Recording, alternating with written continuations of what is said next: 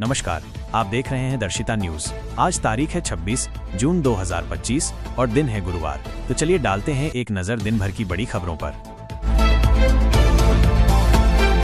शुभांशु शुक्ला सहित 4 अंतरिक्ष यात्री सुरक्षित लौटे धरती पर। कल फाल्कन 9 रॉकेट में सवार शुभांशु शुक्ला सहित 4 अंतरिक्ष यात्री सफलतापूर्वक अंतरिक्ष में गए और 8 मिनट के भीतर सुरक्षित धरती पर लौट आए। स्पेसएक्स द्वारा निर्मित ये रॉकेट फ्लोरिडा से लॉन्च हुआ था। ड्रैगन स्पेसक्राफ्ट अंतरिक्ष यात्रियों को लेकर अंतर्राष्ट्रीय स्पेस स्टेशन इसके लिए रवाना हो गया है।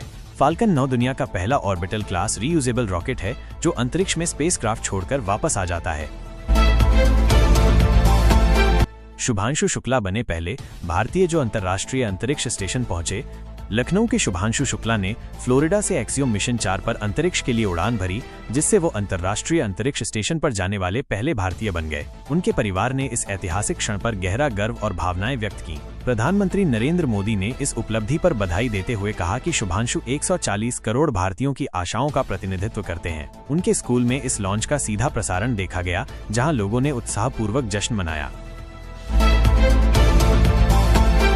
चीन पर निर्भरता कम करने के लिए रेयर अर्थ मैग्नेट के घरेलू उत्पादन पर जोर। भारत सरकार चीन पर रेयर अर्थ मैग्नेट की निर्भरता कम करने के लिए घरेलू उत्पादन बढ़ाने की योजना बना रही है। भारी उद्योग मंत्रालय जल्द ही 1000 करोड़ रुपए की प्रोत्साहन योजना लाएगा ताकि रेयर अर्थ मैग्नेट का उत्पादन बढ़ाया जा सके।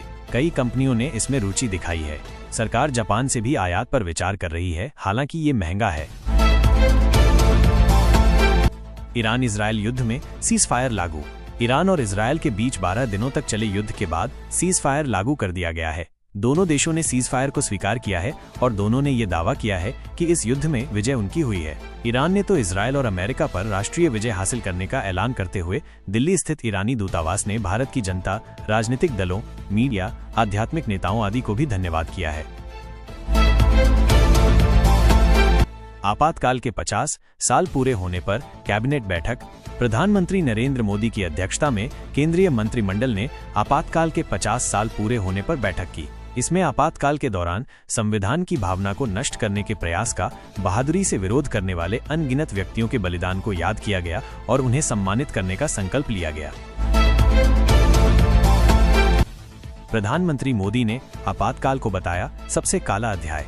प्रधानमंत्री नरेंद्र मोदी ने आपातकाल के 50 साल पूरे होने पर इसे भारत के लोकतांत्रिक इतिहास का सबसे काला अध्याय और संविधान हत्या दिवस बताया। उन्होंने आपातकाल के खिलाफ लड़ने वालों को सलाम किया, जिनकी सामूहिक लड़ाई ने तत्कालीन कांग्रेस सरकार को लोकतंत्र बहाल करने और चुनाव कराने पर मजबूर किया।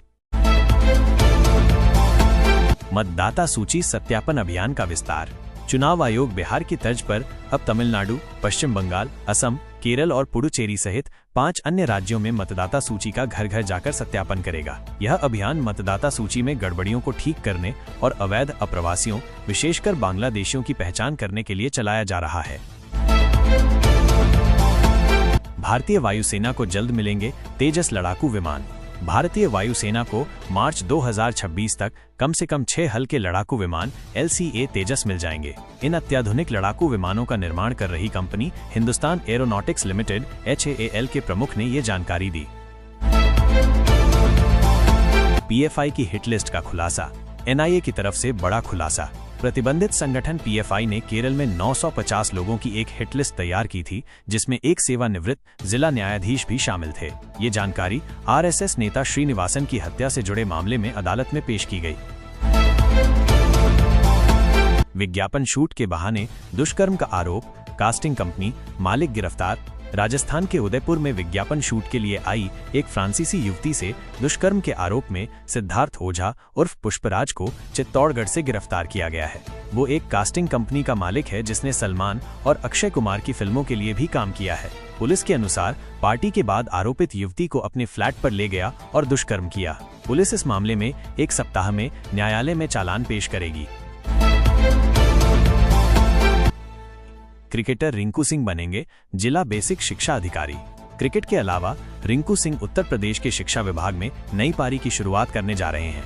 योगी सरकार ने उन्हें अंतर्राष्ट्रीय पदक विजेता सीधी भर्ती नियमावली 2022 के तहत जिला बेसिक शिक्षा अधिकारी BSA पद पर नियुक्त करने की प्रक्रिया शुरू कर दी है। बेसिक शिक्षा निदेशक की ओर से पत्र जारी कर दिया गया है।